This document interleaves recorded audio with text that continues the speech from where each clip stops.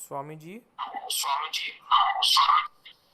मैं ये पूछना चाह रहा हूँ कि पाप किसे कहते हैं और पाप की परिभाषा क्या है।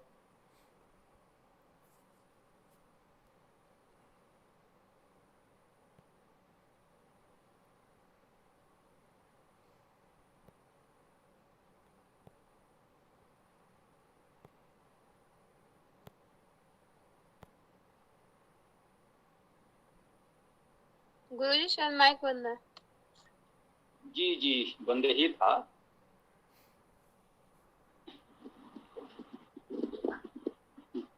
हाँ विदुषी, तुमको बताना हो तो तुम्हें बता दो, जो इन्होंने पूछा है। चर्चा होनी चाहिए ना, लोगों के विचार आएंगे तभी तो बात पूरी सही से हो पाएगी। बोलो।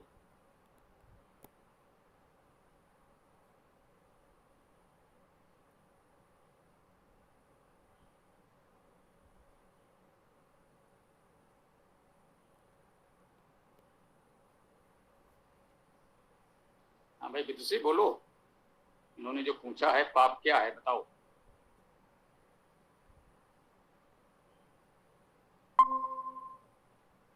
गुरुजी आप ही बता दीजिए।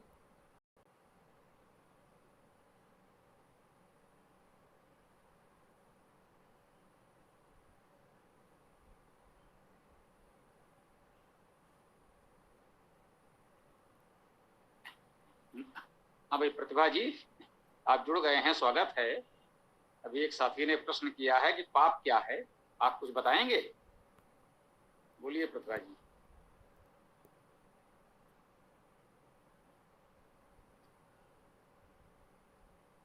प्रणाम गुरुजी, आप मुझे बोल रहे हैं?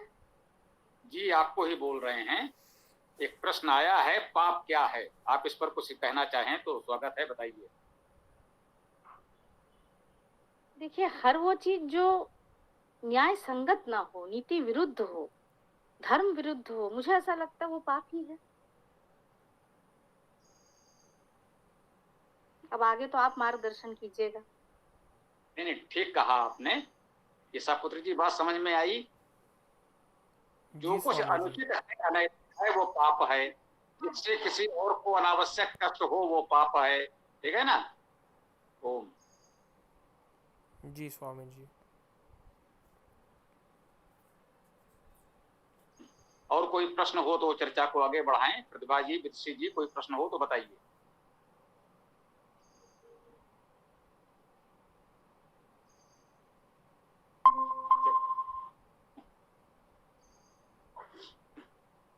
हाँ, पंडित नवीन चंद्र जी जुड़ गए हैं, आपका भी स्वागत है। गुरुजी, ये मुझे एक चीज का सटीक उत्तर चाहिए। धर्म क्या है?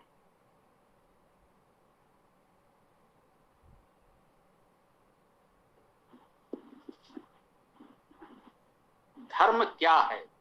जी।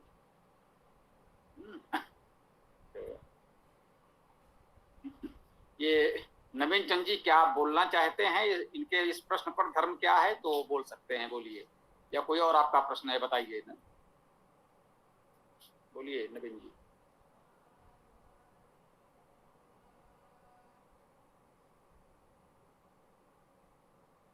जी नवीन जी, आपने हाथ उठाया है तो कुछ बोलना चाहते हैं क्या?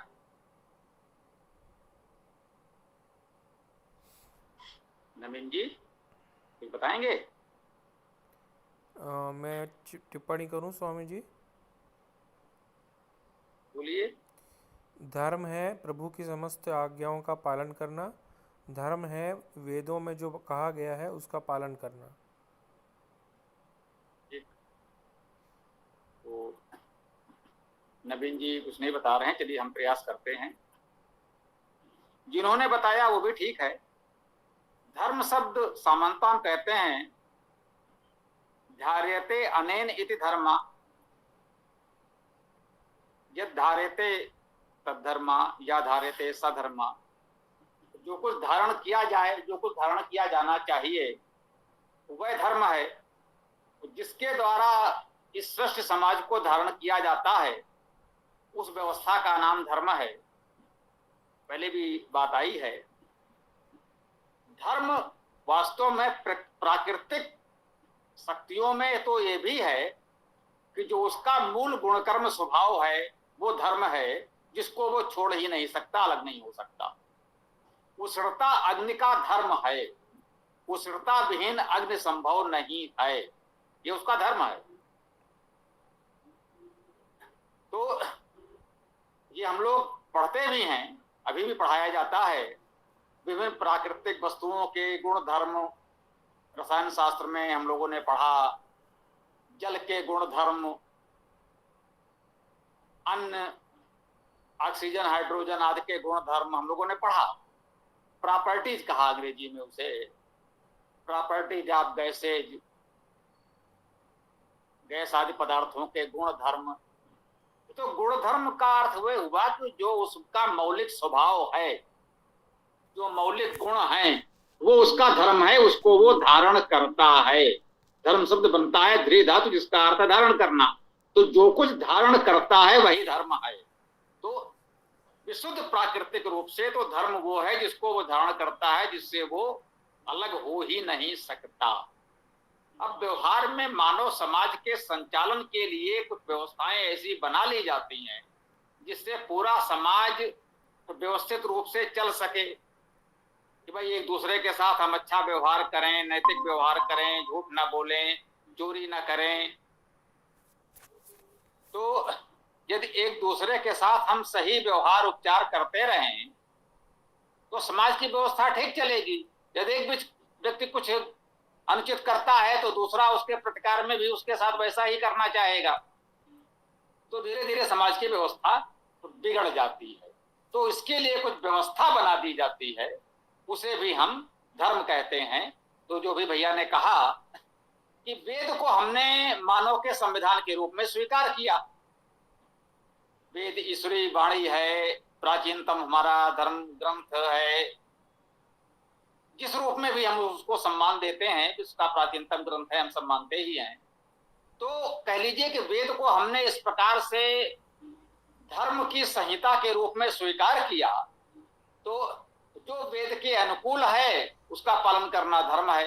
अर्थात वेद में जो कार्य करने को कहा गया है उसको करना धर्म है, और वेद में जिन कार्यों को करने से रोका गया है उसको न करना धर्म है। यदि तो किसी कार्य से रोका गया है उसे हम करते हैं तो ये धर्म नहीं, अधर्म हो जाएगा। यह एक व्यवहारिक व्यवस्था। आपातकाल में कुछ विशेष प्रकार की व्यवस्थाएं हो सकती हैं। समाज में समय समय पर विशेष प्रकार के ऐसे नियम व्यवस्थाएं बनाई जाती हैं, दीर्घकाल में आवश्यक होने पर उनमें परिवर्तन भी किया जाता है। तो धर्म के ये 3 स्तर हो गए, समझ लें, बात पूरी हो जाएगी। एक तो प्राकृतिक धर्म है, जो प्रकृति का धर्म है, उसमें परिवर्तन संभव नहीं है। सूर्य है तो तब तक उससे ऊष्मा और प्रकाश मिलता रहेगा। यदि ऊष्मा और प्रकाश वहां से समाप्त हो जाए तो उसे सूर्य कहना ही कठिन हो जाएगा। अग्नि है तो उष्णता होगी, प्रकाश होगा, जो भी होगा, ये उसका गुण धर्म है। एक तो बिल्कुल प्राकृतिक गुण धर्म है जिसमें परिवर्तन संभव ही नहीं है। दूसरा ये है कि समाज को व्यवस्थित चलाने के लिए जिन नियमों का हमें पालन करना चाहिए वो धर्म है। अब ये जो समाज की व्यवस्था के लिए नियम बनाए वो हमने कुछ बना लिए कि हाँ भाई इससे समाज ठीक चलेगा, तो उसमें एक आपद धर्म होता है। विशेष परिस्थिति में सामान्यतः हमें हिंसा नहीं करनी चाहिए, हिंसक व्यवहार करना चाहिए, परंतु अति अहिंसक आतताई बहुतों की हिंसा करने पर उतारू हो तो ऐसे की हिंसा करना भी धर्म हो जाता है, ये आपद धर्म कहलाता है। तो इस प्रकार से हम समझें कि धर्म को इन 3 चरणों में हम समझ सकते हैं तो धर्म की बात पूरी हो सकती है। ओम।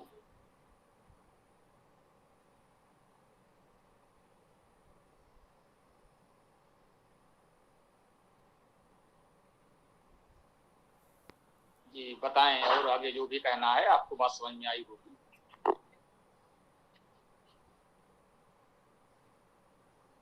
धन्यवाद गुरुजी।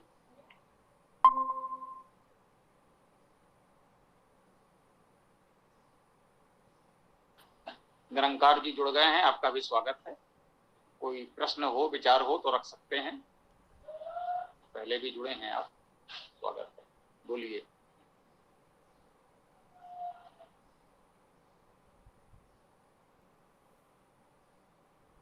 जी कोई सवाल नहीं है। ये किसी का भी कोई प्रश्न हो, कोई विचार हो तो रख सकते हैं, ये तो स्वामी जी, सब जानते हैं। जी स्वामी जी मैं ये पूछना चाह रहा हूँ कि सत्य किसको कहते हैं? सत्य की डेफिनेशन क्या है?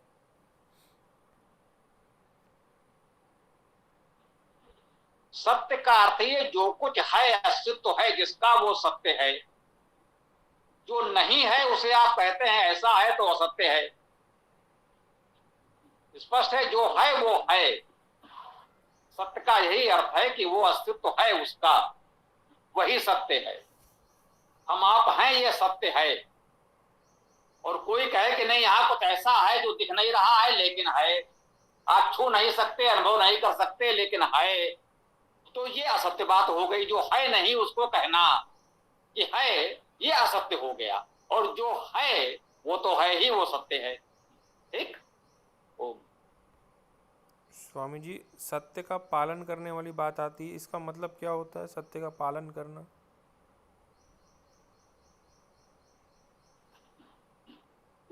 उसका यही अर्थ है कि जो है उसको यथावत स्वीकार किया जाए, अपनाया जाए। जो हम कहें, जो हमने कह दिया वह सत्य है ना, तो उसका अनुपालन किया जाए। हमने अभी कोई बात कही, फिर हम उससे पीछे हट गए, तो यह असत्य हो गया। तो सत्य का पालन यही है कि जो कुछ हम कहते हैं उस वचन को निभाया जाए, उसका पालन किया जाए, यही सत्य का पालन करना है। और जो जैसा है उसको वैसा ही कहा बताया जाए, यह सत्य का पालन करना है। जो नहीं है उसको हम कहें आप मुझसे कभी मिले नहीं, और हम कहने कि हम आप रोज मिलते हैं, तो यह सत्य हो गया। सत्य का पालन यही है कि हम सत्य बता दें कि भाई हमारा आपका जो भी संबंध है, जितना है तो है या तो नहीं है। जी प्रतिभा जी बोलिए। ओम। कि गुरु जी इसी विषय पर थोड़ी सी अपना बात रखना चाहूंगी, फिर आगे आप उस पर अपना मार्गदर्शन दीजिएगा। ऐसे कहते हैं कि it always takes two to speak the truth. मतलब हमेशा दो लोगों की आवश्यकता है। आपने कुछ कह दिया तो वो सत्य है ये जरूरी नहीं, जब तक कि जिससे आप ये बात कह रहे हैं वो इस बात को एक्सेप्ट करे, माने हाँ ये बात सही है, तभी वो पूर्ण सत्य होगा। अन्यथा वो तो अर्ध सत्य हो गया।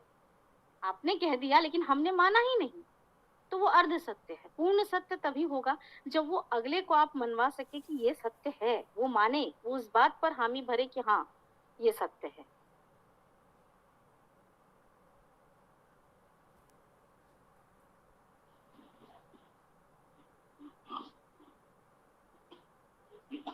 यह बात तो ठीक नहीं लगती। जो सत्य है वह तो रहेगा ही। हमने कहा भाई सूर्य का प्रकाश है, ये सत्य है। अब कोई आंख बंद किए अंधेरे कमरे में बैठा और कहता है मैं तो नहीं मानता सूर्य है, तो यदि वो नहीं मानता तो इससे इस सत्य को नकारा तो नहीं जा सकता। जो सत्य है वो निरपेक्ष है, सत्य व्यक्ति के सापेक्ष नहीं होता। कोई उसे माने या ना माने, सत्य इस पर निर्भर नहीं करता। सत्य है तो है, जो है वो है, जो नहीं है वो नहीं है। कोई हठधर्मी से कहे कि हम तो नहीं मानते, है ना, हम आप बैठे हैं और कहते हैं कि नहीं साहब हम तो मानते हैं, आप होंगे सामने, हम आपको स्वीकार ही नहीं करते, तो फिर तो वो बात ठीक नहीं होगी ना। सत्य निरपेक्ष है। सत्य कहीं से किसी व्यक्ति के सापेक्ष नहीं है, किसी को मानना ही पड़े। जिसको मानना है माने, न मानना है न माने। कोई नहीं मानता कि अग्नि में उछड़ता है, वो न माने, उसको अग्नि से छुआ दीजिए, मान लेगा। फिर भी न माने तो उसकी इच्छा है न माने, सत्य तो रहेगा। यही बात सुनना चाहती थी आपके मुखमंडल से गुरु जी, कि उसे उस चीज का अनुभव करवा दीजिए। यदि वो नहीं मानता है तो फिर वो मानेगा। धन्यवाद गुरु जी। हाँ, अब अनुभव करवाने की बात है, उसमें एक बात और होती है कि कहते हैं जो व्यक्ति गहरी निद्रा में भी है तो हम प्रयास करके उसे जगा सकते हैं, और जो जागते हुए सोने का अभिनय कर रहा है, जग रहा है परंतु आंख बंद किए इस तरह पड़ा है कि नहीं हम तो सो रहे हैं, आप चाहे जितना प्रयत्न कर लें वो जगेगा ही नहीं। तो अनुभव कराना सबको इतना सरल या संभव नहीं है। यदि कोई नहीं ही अनुभव करना चाहता है तो ना करे। सत्य फिर भी निरपेक्ष है। यदि कोई अनुभव नहीं कर पा रहा है किसी कारण से, मान लीजिए थोड़ी देर के लिए कोई व्यक्ति नेत्रहीन है और वो दृश्य वो नहीं देख पा रहा है, सक्षम ही नहीं है, संभव ही नहीं, तो इसका भी ये अर्थ नहीं है कि वो सत्य को नकारा जा सकता है कि प्रकाश है या कोई वस्तु उपस्थित है, व्यक्ति उपस्थित है। वो अनुभव नहीं कर पा रहा है, वो सामर्थ्य उसमें नहीं है, मान लीजिए हम बहुत प्रयास करें, नहीं संभव है। तो किसी दूसरे के अनुभव करने या मानने पर सत्य निर्भर नहीं है, सत्य निरपेक्ष है। हम किसी अन्य व्यक्ति को अनुभव कराने का, मानवाने का प्रयत्न तो कर सकते हैं, परंतु ये उस पर भी बहुत कुछ निर्भर करता है कि उसकी शक्ति, सामर्थ्य, भावना, इच्छा उसे मानने की कितनी है या नहीं है। कुछ लोग हठधर्मी पर हैं, सब कुछ जानते समझते हुए भी नहीं मानते। कुछ लोगों में उस सत्य को समझने की सामर्थ्य ही नहीं है, इसलिए नहीं समझ पाते। सत्य फिर भी रहेगा, हम ये कहना चाहते हैं सत्य निरपेक्ष है, सापेक्ष नहीं है। ओम।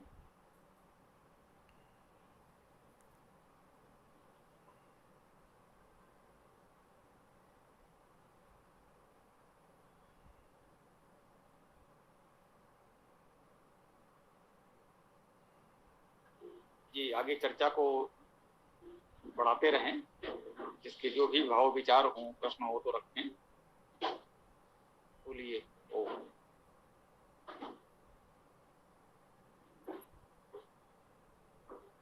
आज जुड़े तो बहुत लोग नहीं हैं, लेकिन जो भी हैं आप लोग चर्चा करें। हाँ बच्ची बोलो।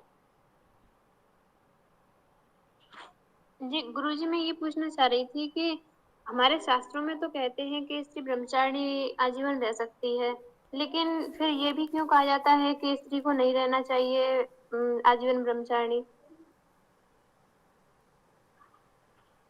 ये आपने कहाँ सुन लिया, कहाँ पढ़ लिया? दोनों ही बातें मैंने कहीं नहीं पढ़ी। आजीवन ब्रह्मचर्य रह सकता है और नहीं रहना चाहिए, ये दोनों ही बातें मेरी जानकारी में कहीं वेद सम्मत नहीं है। रह सकता है कि जहां तक प्रश्न है, कोई व्यक्ति कैसे रहना चाहता है ये उसकी इच्छा पर है। कोई रह सकता है, उसकी इच्छा है वो रहे, और कोई नहीं रहना चाहता है तो न रहे। इसमें तो वेद ने कहीं कोई निषेध नहीं किया है कि आपको रहना ही पड़ेगा या आप नहीं रह सकते हैं। तो ऐसा तो कोई नियम नहीं है वेद में। हम यही कह सकते हैं जिसकी जैसी इच्छा हो, जिसकी जैसी परिस्थितियां, गुणकर्म, स्वभाव उसका हो, जैसी जीवन की दिशा हो, उसके अनुसार वो अपना जीवन जिएगा। किसी को किसी के लिए बाध्य नहीं किया जा सकता, न तो ब्रह्मचर्य रखने के लिए और न तो न रखने के लिए किसी को बाध्य नहीं किया जा सकता, नहीं किया जाना चाहिए। ओ। जी गुरुजी।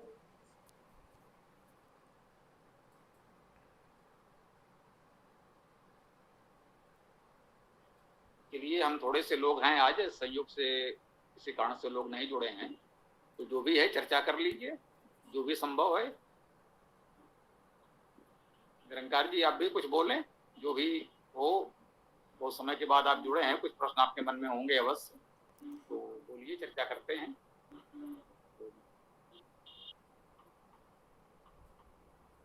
स्वामी जी। हाँ बोलो। सत्य तो ठीक है स्वामी जी कि हमको जैसा है, जो जो चीज़ जैसी है उसको वैसे ही बोलना है, लेकिन वो भी कहते हैं ना स्वामी जी कि हमको हमेशा मधुर सत्य ही बोलना चाहिए। ऐसी मतलब सत्य नहीं बोलना चाहिए कि वो सामने वाले को पीड़ा दे, तो मधुर सत्य ही बोलना चाहिए ना स्वामी जी। देखिए, इसको संदर्भ से समझना पड़ेगा। फिर मैं कहूंगा वेद में ऐसा कोई नियम नहीं बताया गया है। सत्य जो है वो हमें बोलना है, मुख्य बात यह है कि हमें सत्य बोलना है। जो निषेध किया गया है कटु सत्य बोलने का, उसकी स्थिति को हमें समझना। हमारा उद्देश्य सत्य बोलना है, यदि सत्य को प्रकट करना है उचित अवसर पर, तो हम सत्य को इसलिए नहीं छिपाएंगे कि यह किसी को कटु लगेगा, है ना। किसी को प्रसन्न करने के लिए हम असत्य तो नहीं बोलेंगे कि भाई यहाँ पर सत्य बोलेंगे तो ये प्रसन्न हो जाएंगे, इनको कटु लगेगा तो मत बोलो। हाँ, वह अलग विषय है कि हमें लगता है यहाँ पर यदि हमने सत्य बोला तो यह व्यक्ति मेरी हत्या कर देगा, तो मौन रहिए, शांत रहिए, मत बोलिए, यहां तक तो ठीक है। भाई हमारी प्राण रक्षा हो, उसके बाद ही हम सत्य का पालन कर पाएंगे। व्यर्थ में प्राण देने की तो कोई आवश्यकता नहीं है, ऐसा हम नहीं कहेंगे। हाँ, कट सत्य बोलना वहां निषेध है कि हमारा उद्देश्य सत्य बोलना नहीं है। एक व्यक्ति बहुत अच्छा कार्य कर रहा है, समाज में उसका बहुत सम्मान हो रहा है, और किसी को उससे केवल ईर्ष्या हो रही है। आपके किए तो कुछ हो नहीं रहा है, आपने कभी कुछ अच्छा कार्य किया नहीं, तो आपको कहीं कोई सम्मान मिला नहीं। एक व्यक्ति अच्छे अच्छे कार्य करता है, उसका सम्मान हो रहा है। अब आप अपनी इस ईर्ष्या बस वहां पहुंच गए और आपने कहना प्रारंभ किया, अरे भाई इन्होंने भी वहां पर कभी ऐसा कुछ किया था, बचपन में एक बार सत्य बोला था, बचपन में घर में एक लड्डू चुरा कर खा लिया था। तो आप सत्य नहीं बोल रहे, भले ही आप कहें कि मैंने जितना कहा वो शब्द सा सत्य है। बचपन में इन्होंने एक बात असत्य भी बोली थी, एक बार घर में लड्डू चुरा कर भी खा लिया था, एक बार उन्होंने बचपन में बच्चों के बीच कुछ विवाद झगड़ा हुआ तो इन्होंने कुछ अपशब्द भी बोल दिया था। तो आपकी बात शब्द सा सत्य तो हो सकती है, परंतु उसका उद्देश्य क्या है? वह आपकी कुंठा, आपकी ईर्ष्या है। वहां जो विषय चल रहा है, एक व्यक्ति ने बहुत अच्छे कार्य किए हैं, उसका सम्मान हो रहा है, और उससे ईर्ष्या बस आप अनावश्यक ऐसी बात वहां कह रहे हैं जिसका वहां कोई प्रसंग, कोई अर्थ ही नहीं है। भाई हम सभी मनुष्य हैं, बचपन से अब तक मुझसे भी जाने अनजाने ऐसे कुछ भूल चूक हुई ही होगी। अब हम यहाँ वेद चर्चा कर रहे हैं, आप हमारी वेद की बात गंभीरता से सम्मान से सुन रहे हैं, और किसी को ये बात अच्छी न लगे, वो बीच में आकर के कुछ ऐसी बात कहना प्रारंभ कर दे, बोले भाई मैं तो सत्य कह रहा था, तो ये वास्तव में ये सत्य नहीं है, ये सबसे बड़ा असत्य कह सकते हैं कि शब्द सा तकनीकी रूप से भले ही वो जो कह रहा है वो सत्य ही क्यों ना हो, परंतु उस प्रसंग से, उस बात से यहाँ उसका क्या संदर्भ है। हाँ, जब उस व्यक्ति की हमारी आप पूरी जीवनी लिखें, कोई हमारे बचपन से मित्र हैं, साथी जुड़े हुए हैं, यदि वो हमारा जीवन चरित्र परिचय लिखें, ईमानदारी से हमारे सारे कार्यों का विवरण दें, तो संदर्भ में वो कहीं इसका उल्लेख भी कर दें कि हाँ भाई हम सब सामान्य मनुष्य हैं, बचपन में हम लोग ऐसे साथ में पढ़ते थे, खेलते थे, लड़ते झगड़ते भी थे, तो कुछ ऐसी बातें भी हो जाती थी, तो वो कहने में तो कोई हानि नहीं, कह सकते हैं, उस सत्य को अभिव्यक्त कर दिया। उसमें ये भी कहा गया है कि मित्र के छिपाने योग्य बातों को छिपाया जाए, ऐसी बातों का व्यक्ति के पूरे जीवन के इस बड़े कार्य में क्या संदर्भ है, उसकी चर्चा न करें तो भी बात पूरी हो जाएगी। फिर भी यदि कर भी दें तो कोई बात नहीं, आपने सत्य किया। लेकिन वहां एक अच्छे कार्य में बाधा डालने के उद्देश्य से कि आप ऐसे व्यक्ति से वेद की चर्चा कर रहे हैं जिसने बचपन में कभी एक बार असत्य बोला था, या हमसे कोई झगड़ा विवाद हुआ था तो अपशब्द भी बोले थे, तो ऐसे व्यक्ति से आप वेद की बात क्यों सुन रहे हैं? आपका उद्देश्य है वेद के कार्य में बाधा डालना, तो वह पाप है, वह सत्य नहीं है, वह पाप है, ये मैं दृढ़ता से कहना चाहता हूं। ऐसे को कहा गया है कि ये कटु सत्य या अनुचित सत्य बोलना आपका उद्देश्य ही अनुचित है, वो निंदनीय है, नहीं बोलना चाहिए। परंतु जो वास्तव में सत्य है तो उसको बोलने में तो केवल इसलिए हम सत्य को छिपाएं कि किसी व्यक्ति को वो कटु लगेगा, और वो समाज के हित में है, वास्तविकता है, वो सत्य है तो है। किसी अपराधी को कहीं सम्मानित किया जा रहा है तो हम बिल्कुल कहेंगे कि भैया ये तो अपराधी है, इसने कभी कोई अच्छा कार्य किया ही नहीं, आप इसको भयवश सम्मानित कर रहे हैं, या आपका कोई स्वार्थ है, इससे कुछ लाभ उठाना चाहते हैं, इसलिए आपने इसे मंच पर प्रतिष्ठित कर दिया है। तो ये सत्य बोलना साहस का कार्य है, इस सत्य को बोलना चाहिए, भले ही वहां आयोजकों को कितना भी कटु लगे तो लगता रहे, ऐसा कटु सत्य तो हम कहते रहेंगे। इसको इस संदर्भ में हमें समझना चाहिए। ओम। धन्यवाद स्वामी जी। मतलब यदि कटु भी लगे तो भी सत्य बोलना चाहिए ना स्वामी जी, मैं एक बार कंफर्म करना चाहता हूँ।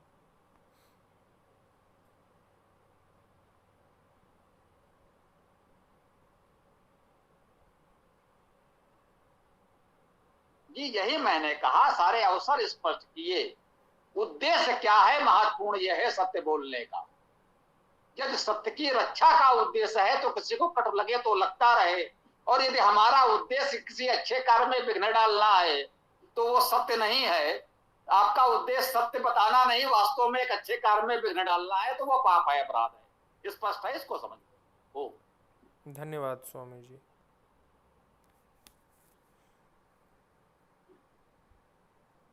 स्वामी जी नमस्ते। ये जो नमस्ते। बताओ। मोक्ष की अवधारणा बताई गई है उसमें आर्य समाज के लोग भी बताते हैं, तो ये क्या सत्य है और ये कितनी अवधि के लिए होता है, इसके बारे में कुछ प्रकाश डालें। देखिए, मुझे वेद में कहीं ऐसा लिखा हुआ नहीं मिला कि इस प्रकार का मोक्ष कैसे प्राप्त होगा और कितनी अवधि के लिए होगा।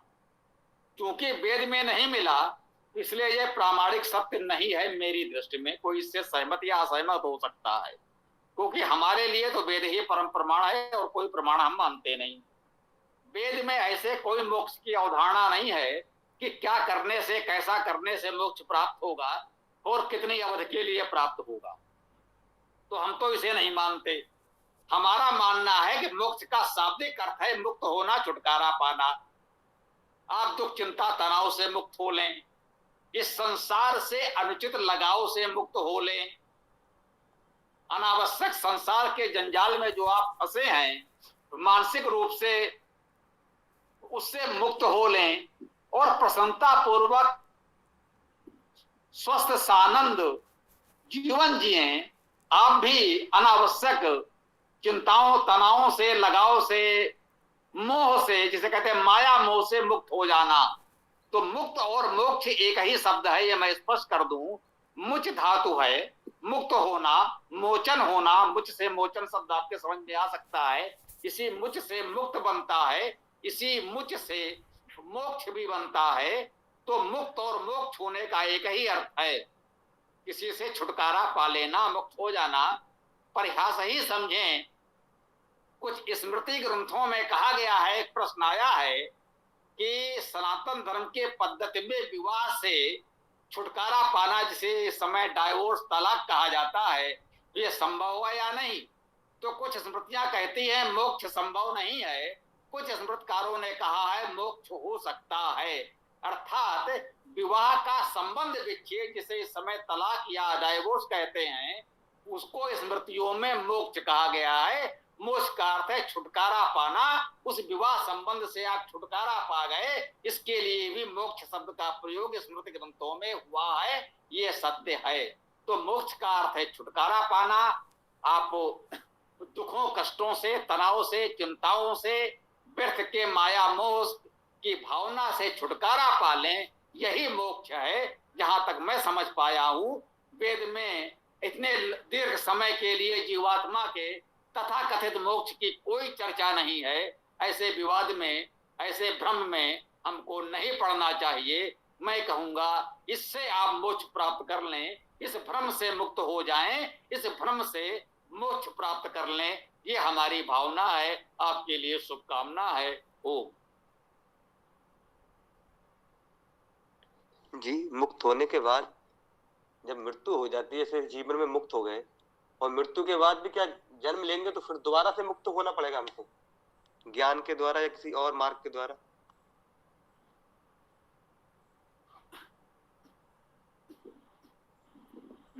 देखिए, जीवन है तभी बंधन है और तभी उससे मुक्त होने की बात है। जब जीवन ही नहीं है तो निर्जीव का क्या बंधन और क्या मोक्ष। जब जीवन है तभी हमारा सांसारिक लगाव होता है, माया मोह होता है, तभी दुख कष्ट चिंता तनाव होते हैं, उससे हमें मुक्त होना होता है। तो जब तक जीवन है तभी तक बंधन है और तभी तक मुक्त होने की भावना है। जीवन समाप्त तो सब कुछ स्वतः समाप्त। सारी समस्या, सारे सुख और दुख सबसे मुक्त हो गया। जब जीवन ही समाप्त हुआ, जीवन से मुक्त हो गए, तो सारे दुख चिंता तनाव से अपने आप मुक्त हो गए, महामोक्ष हो गया। अन्य किसी काल्पनिक मोक्ष की चर्चा हम नहीं करते, यही मैंने कहा है और स्पष्ट कर दिया। यदि आप समझ गए हो, अन्यथा कुछ कहना चाहें तो कह सकते हैं, स्वागत है। ओम। ये जो लोग आत्महत्या करते हैं तो इसका मतलब ये यही सोच के करते होंगे कि हम मुक्त हो जाएं।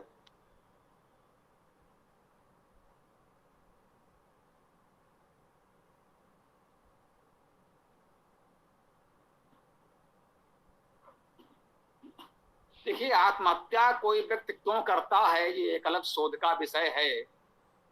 जैसे कुछ लोग अलग प्रकार की बातें करने लगते हैं तो मैं ही कह देता हूं कि बताइए, हमारे पास निवास भोजन की व्यवस्था नहीं है तो आप क्या कहना चाहते हैं, हम आत्महत्या करें या भूख से मरें, क्या उचित होगा?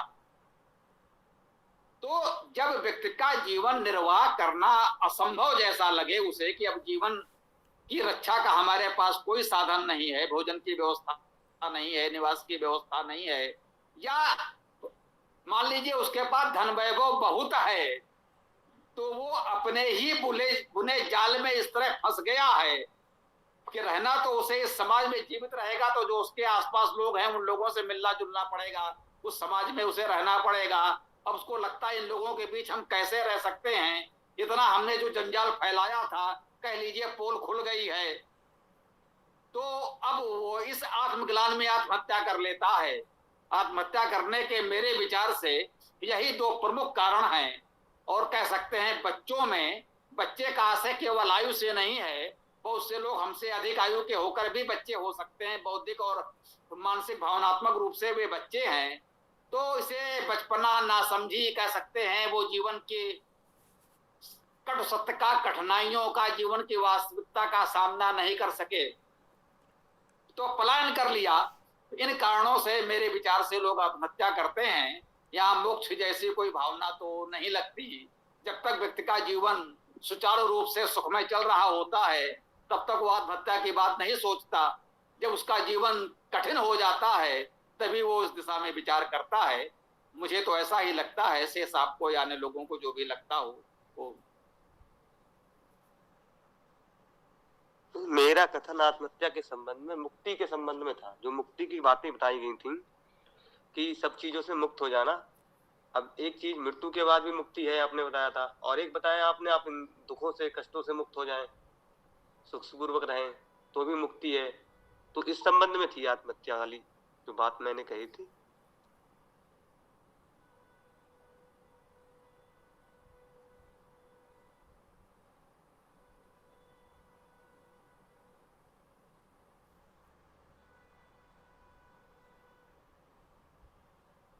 ना, आत्महत्या से मुक्त का कोई अवधारणा नहीं है। ये सत्य है कि ये दुख, कष्ट, चिंता, तनाव, राग, द्वेष, सुख दुख तभी तक है जब तक जीवन है।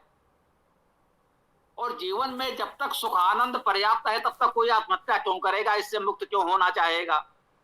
जब दुख, कष्ट, तनाव, चिंता इतना अधिक हो जाए कि जीवन कठिन हो जाए तभी वो आत्महत्या के बारे में सोच सकता है। तो आत्महत्या मुक्त का साधन नहीं है वास्तव में। जब जीवन यापन बहुत कठिन हो जाए तो उससे छुटकारा पाने का, उसे आप चाहें तो मोक्ष का शब्द दे दें, एक अंतिम उपाय हो सकता है ना। उस काल्पनिक मोक्ष को तो हमने कह सकते हैं कि नकार दिया, उसे हम नहीं मानते। स्पष्ट कहना चाहते हैं, किसी को जो भी अच्छा बुरा लगे वो जाने, क्योंकि वेद में ऐसा कुछ नहीं है। तो उस काल्पनिक मोक्ष को तो हम नहीं मानते। आपके जीवन में सुख आनंद रहे, दुखों से, चिंता तनाव से आप मुक्त हो जाएं, मोक्ष प्राप्त कर लें, यही हमारी शुभकामना है। हम यही चाहते हैं। आत्महत्या करना कोई अच्छा साधन उपाय तो नहीं है। हम अपने प्रयासों से जीवन में आनंद प्राप्त करें, दुख चिंता तनाव से मुक्त हों, यही उत्तम मार्ग है। मेरे विचार से यही वैदिक मार्गदर्शन है। वैदिक दर्शन, वैदिक धर्म, वैदिक संस्कृत ने हमको तो यही सिखाया है। शेष लोग क्या समझते हैं वो जाने। ओम।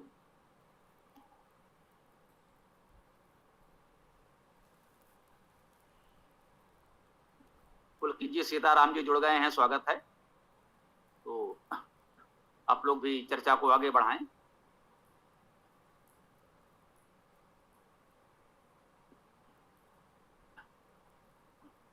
बोलो पुलकित, कुछ तो प्रश्न लेकर जुड़े होंगे, मुझे ऐसा लगता है। जी गुरुजी थे प्रश्न, लेकिन अभी स्मरण नहीं है, मैं स्मरण करके पूछता हूँ। हाँ भाई सीताराम जी, कुछ बोलना है आपको, बोलो। तब तक ये सोचते हैं पुलकित जी। स्वामी जी अभी तो अभी तुम्हारे पास भी कुछ नहीं है। चलो भाई, और किसी को कुछ कहना हो तो चर्चा को आगे बढ़ाते रहें, जारी रखें। तब तक पुलकित जी सोच के बताते हैं। हाँ स्वामी जी, पुलकित जी सायंकालीन चालक हैं। स्वामी जी, क्या एक ब्रह्मचारी को स्त्री स्त्री फ्रेंड बनाना चाहिए कि नहीं, मतलब अपने मित्र बना सकता है कि नहीं वो? अवश्य बनाइए, जितने बन सके बनाइए। हमारी शुभकामनाएं हैं बहुत सारे हों। जी धन्यवाद। हम नहीं पूछ रहे हैं कि अभी कितने हैं, आप बताना चाहें तो बता सकते हैं। हाँ भाई, और आगे बढ़ें, कोई अगला प्रश्न विचार रख सकते हैं। मतलब स्वामी जी वो मंत्र अपना धृते द्रह्मा सर्वाणी भूतानी वाला जो मंत्र है, उसमें सभी लोग आ गए, भले ही वो कोई भी हो, स्त्री पुरुष हो, जो भी हो, सब आ गए ना स्वामी जी? बिल्कुल आ गए। मित्र चक्षुषा समीक्षा में, सबको मित्र की दृष्टि से देखें, सभी हमारे मित्र हैं। जी धन्यवाद स्वामी जी।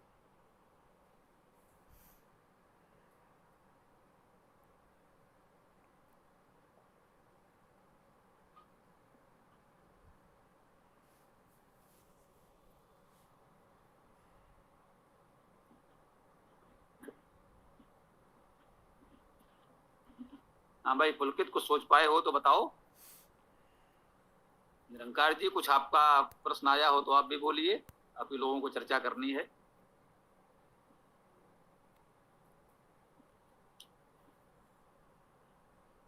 हाँ, जिसका कोई भी प्रश्न हो, कोई बात हो, भी रख सकते हैं, पर्याप्त समय है अभी तो।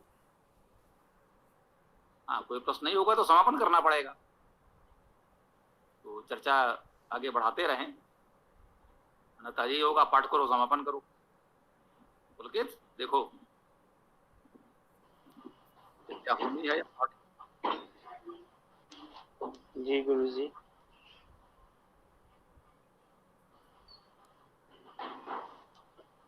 गुरुजी वो क्या है कि मैं समाज देख रहा था, तो मेरे वहाँ पे कुछ प्रश्न थे, लेकिन अब वो मेरे को स्मरण नहीं है। एक बार मेरे को दोबारा देखना पड़ेगा, तब मैं पूछ पाऊंगा प्रश्न। तो देख लो क्या हो सकता है, कोई प्रश्न है, कोई चर्चा है तो आगे बढ़ाएं, अन्यथा समापन की ओर बढ़ें।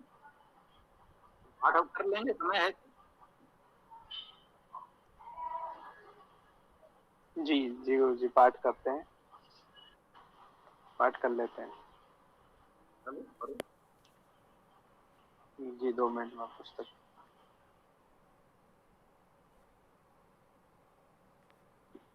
हाँ पुलकित, तुम मंत्र व्याख्या भी कर सकते हो, एक मंत्र की व्याख्या करो, ये भी ठीक है, समय मिले तो उसका सदुपयोग करना चाहिए, है ना पुलकित?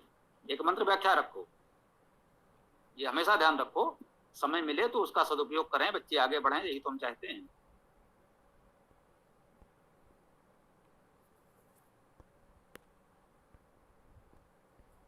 जी गुरुजी, अभी देखता हूँ।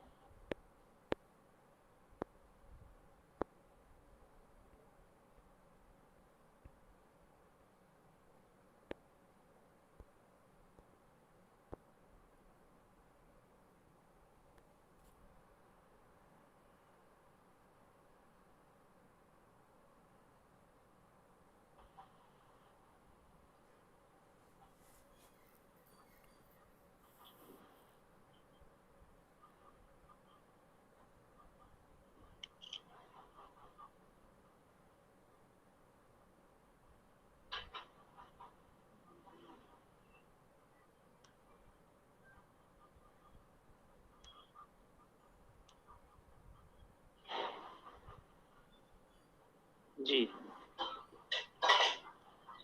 तो मैं ये अग्नि सूक्त का नवा मंत्र कर देता हूँ। ये मुझे स्मरण हुआ कि ये बहुत अच्छा मंत्र है, लेकिन इसका इतना अब हमने किया नहीं। सब करते हैं, आगे के मंत्रों का कर देते हैं, ये मंत्र रह जाता है। तो मैं इसका कर देता हूँ। अग्नि सूक्त मंडल प्रथम सूक्त प्रथम ऋग्वेद का, अपने मतलब प्रथम सूक्त है जो वेद का, उसका नवा मंत्र। इसमें ऋषि मधु छंद है, देवता अग्नि, छंद गायत्री, स्वर षडज स्वरित। ओम सहनः पितेव सूनवे अग्ने सुपायनो भव सचस्वान स्वस्तये। तो स वह यहाँ से देवता अग्नि है। तो अग्नि हम जानते हैं अग धातु है, अग्नि होना, तो परमेश्वर का भाव है इसमें। नह हमारे लिए, इसका नकारात्मक अर्थ यहाँ पर उपयुक्त नहीं होगा, तो हमारे लिए ही लेंगे, विसर्ग भी आ रहा है। पितेव, पितेव का अर्थ जानते हैं, पितः और एव, पिता के समान। तो पिता क्या कौन होता है? पित धातु, पी धातु सॉरी, जाना चलना, पा धातु रक्षा करना पालन करना। तो जो रक्षा करना और पालन करने का भाव होता है वो पिता में होता है। तो अग्नि हमारे पिता समान है, वो हमारा पालन करता है, रक्षा करता है हमारी। सूनवे में सु धातु, जन्म देना, तो उसी ने ही हमें जन्म दिया है, हमारा पालन पोषण भरण पोषण सब वही कर रहा है। अग्नि, अग्नि संबोधन में आया है, हे अग्नि, तो वो अग धातु वही अग्नि होना परमात्मा के लिए ही आया है। सुपायनो, सु उप व अयन, तो अय धातु का क्या अर्थ हुआ? चलना जाना और ध्वनि करना। तो इसका अर्थ ये हुआ कि जाना चलने का भाव है कि उनके निकट जाना, और ध्वनि करना यानी उनकी वाणी को सुनना, इस अर्थ में भी ले सकते हैं। तो इस तरीके से सु यानी अच्छा, उत्तम, तो उत्तम उनके पास हम जाएं, उत्तम प्रकार से हम जाएं, उनकी वाणी को सुने, वेद को सुने। भव हो, तो अग्नि सुपायनो भवो, भव तो अग्नि हमारे पास हो, जैसे कि काव्यानुवाद में भी लिखा है पिता पुत्र सम अग्नि हो। तो पिता पुत्र को आसपास रहना चाहिए, सीखना चाहिए एक दूसरे से, निकट रहेंगे उतना ही उनसे जुड़ पाएंगे। सचस्वा, तो सचस्वा में सच, सच धातु पूरा समझना, अच्छी तरह जानना, संबंधी होना, संसर्गी होना। तो इससे आप समझ सकते हैं कि सचस्वा का अर्थ हो गया कि बहुत अच्छे प्रकार से एक दूसरे को जानना। तो पिता पुत्र के लिए या फिर परमेश्वर हमारे लिए जरूरी है कि हम दोनों एक दूसरे को बहुत अच्छे तरीके से जाने, हित की व्यवस्था को समझें, ईश्वरीय व्यवस्था को समझें, और उसी प्रकार हम अपना जीवन ढालें, उसी प्रकार अपनी दिनचर्या को ढालें और हित के नियमों का पालन करें। अन्य जो अंधविश्वास वगैरह उसमें उसको ना माने, तो वो परमात्मा की इच्छा के खिलाफ ही होगा ना। ये हमारे लिए हमको इसी अर्थ में आया है यहाँ पर भी। स्वस्थ्य, तो स्वस्थ्य क्या हो गया? सु उपसर्ग हो गया, अस धातु हो गई, या फिर स्वस्ति भी मान सकते हैं। स्वस्ति हमने पढ़ा है, स्वस्ति कल्याण करना, कल्याण होना। तो स्वस्ति जो ये स्वस्थ है, तो इसका मतलब क्या है? हमारा कल्याण करो, हमारे साथ संयुक्त हो, हमारे साथ रहे, जो भी है कल्याण का भाव है इसमें। तो इसका अर्थ ये हुआ कि जो अग्नि है वो हमारे पिता समान है, हमें जन्म देने वाले हैं, हम उनके निकट रहें और हम उनके संसर्गी हों, उनसे संयुक्त हों, उन्हें अच्छी प्रकार से जाने, वे हमारा कल्याण करें। जी, ओम खम ब्रह्म। बहुत सुंदर व्याख्या करी आपने। तो पुलकित ये करो, इस तरह से व्याख्याएं पहले भी की हैं, तो अपनी व्याख्या भर के क्लिप भी निकाल करके अपने यूट्यूब चैनल पर डालते जाओ। ये भी बने कि हाँ तुम व्याख्या कर रहे हो, कर सकते हो, जैसा भी कर रहे हो, धीरे धीरे ही विकास होगा। हम ये नहीं कह सकते तुम्हारी आयु में हम आज जैसी व्याख्या कर रहे होंगे, उस समय हो सकता है हम इतना अच्छा भी ना कर पा रहे। तो ऐसे ही प्रयास करते हुए धीरे धीरे बहुत अच्छा भी हो जाएगा। तुम्हारी आयु की दृष्टि से तुमने जो भी किया बहुत अच्छा है, हमारी बहुत बहुत शुभकामनाएं। तो प्रयास किया करो, इस तरह से व्याख्या करते रहो और अपने चैनल पे उसको देते रहो, तो एक बने कि हाँ भाई तुम भी व्याख्या कर रहे हो हमारे साथ साथ, अच्छी बात है। और किसी को और कोई प्रश्न हो, कोई विचार आया हो, कोई चर्चा करनी हो तो कर सकते हैं। गुरुजी एक प्रश्न। हाँ बोलिए। ये हम लोग जो ओम खम खम ब्रह्म बोलते हैं, खम का अर्थ क्या है यहाँ?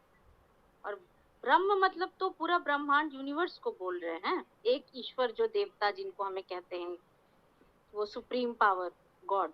तो खम क्यों उसमें लगा रहे हैं? मतलब मुझे इसका थोड़ा सा बताइए मुझे तो, क्योंकि मैं देखिए नियमित रूप से वेद कक्षा से तो जुड़ नहीं पाती हूँ, कभी कभार कोई एक आध क्लास करती हूँ या कभी वो यूट्यूब में देख लिया, अन्यथा इसमें भी मैं जुड़ नहीं पाती हूँ।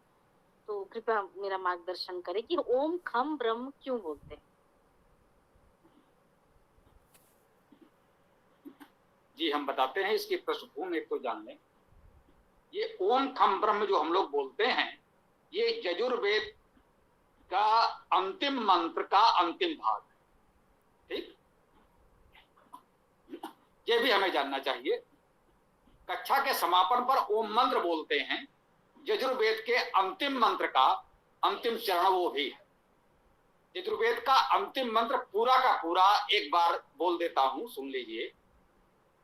पूरे मंत्र की व्याख्या यूट्यूब चैनल पर है, आप वहां से ले सकते हैं, और पुस्तकों में पीडीएफ किसी भी रूप में उपलब्ध है, वो भी देख सकते हैं। मंत्र है ओम हिरणमयेन पात्रेण सत्यस्य अपहितम मुखम यो असो आदित्य पुरुषः सो असो अहम ओम खम ब्रह्म। ओम मंत्र के रूप में इसका उत्तरार्ध हम लोग बोलते हैं ओम यो असो आदित्य पुरुषः सो असो अहम ओम खम ब्रह्म। इतना हम लोग ओम मंत्र के रूप में सामान्यतः बोलते हैं कक्षा के समापन पर। इसी का अंतिम भाग है जो हम लोगों ने बोला ओम खम ब्रह्म, ओम खम ब्रह्म। तो ओम हम जानते हैं परमात्मा का मुख्य नाम ओम है, और वेद का समापन करते हुए अंत में यही कहा गया ओम कृतोस्मर, हे कर्मशील ओम का स्मरण करो, ओम खम ब्रह्म, ओम सर्वव्यापक ब्रह्म है। ठीक है ना? ब्रह्म का अर्थ है बड़ा, वृद्धिशील, सबको बढ़ाने वाला। हम उसे ब्रह्म क्यों कह रहे हैं? ये भी गुणवाची नाम है, ओम उसका मुख्य नाम है, तो ब्रह्म भी गुणवाची नाम है। वो वृद्धिशील है, सबकी वृद्धि करने वाला है, सबको बढ़ाने वाला है, तो इसलिए हम उसे ब्रह्म कहते हैं। खम शब्द का अर्थ, खम को दो रूपों में लिया जाता है। एक तो अव्यय के रूप में माना जाता है, खम का अर्थ है व्यापक, सर्वव्यापक। कहीं कहीं कहा गया है आकाशवत सर्वव्यापक। तो खम का एक अर्थ आकाश, अव्यय के रूप में लिया गया है। खम का अर्थ सर्वव्यापक, आकाशवत सर्वव्यापक, अव्यय के रूप में लिया गया है। खू धातु का अर्थ है शब्द करना, तो खम शब्द को हम इस खू धातु से ग्रहण करते हैं। व्याकरण के अनुसार खू धातु से खम शब्द बन सकता है। इसके लिए कोई गंभीर व्याकरणाचार्य से आप उनके तमाम पढ़ने सूत्र आदि आदि वो आपको बताएंगे। हम आपको सरलता से केवल इतना ही बताते हैं कि खू धातु से खम शब्द बन सकता है व्याकरण के नियम के अनुसार। खू धातु का अर्थ शब्द करना है, तो खम शब्द का अर्थ हुआ शब्द, वाणी। तो ओम खम ब्रह्म, ओम शब्द ब्रह्म है, इसका एक अर्थ आप इस प्रकार भी ग्रहण कर सकते हैं, ओम शब्द ब्रह्म है। ब्रह्म सर्वव्यापी है, अनादि है, अनंत है, निराकार है। तो ओम शब्द में उस ब्रह्म को हम अनुभव कर सकते हैं, ओम शब्द के रूप में उस ब्रह्म परमेश्वर को हम प्राप्त कर सकते हैं। ओम शब्द ब्रह्म है। जैसे ओम परमात्मा सर्वव्यापी, निराकार, अनादि अनंत ब्रह्म है, तो कहते हैं ओम जो शब्द है, यह ओम शब्द भी ब्रह्म है। ओम खम ब्रह्म का ये अर्थ यदि आप समझ सके हो तो अच्छा है, अन्यथा और भी चाहें तो प्रश्न कर सकते हैं। हम प्रयास करेंगे कि हम आपको संतुष्ट करें। ओम। धन्यवाद गुरु।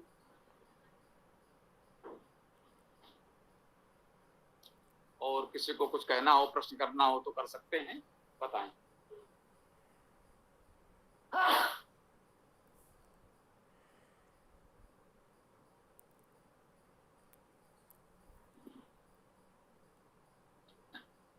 जी बोलिए, कोई और प्रश्न हो तो फिर समापन भी कर सकते हैं।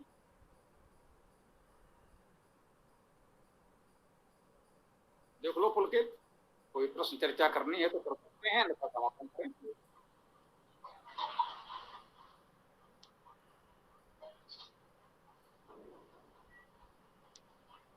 ठीक है, यदि किसी का प्रश्न नहीं है तो फिर समापन करते हैं। जी। ओम यो असो आदित्य पुरुषः सो असो अहम ओम खम ब्रह्म। सभी को नमस्ते। ओम यो असो आदित्य पुरुषः सो असो अहम ओम खम ब्रह्म। नमस्ते सभी साथियों को। ओम यो असो आदित्य पुरुषः सो असो अहम् ओम खम ब्रह्म। सबको सादर नमस्ते। ओम यो असो आदित्य पुरुषः सो असो अहम् ओम खम ब्रह्म। सभी को नमस्ते। ओम यो असो आदित्य पुरुषः सो असो अहम ओम खम ब्रह्म। सभी को सादर नमस्कार। सायंकालीन वेद कक्षा में सायंकाल 7:30 बजे हम लोग पुनः मिलते हैं। ओम स्वस्ति, ओम नमस्ते, ओम खम ब्रह्म, ओम खम ब्रह्म, ओम खम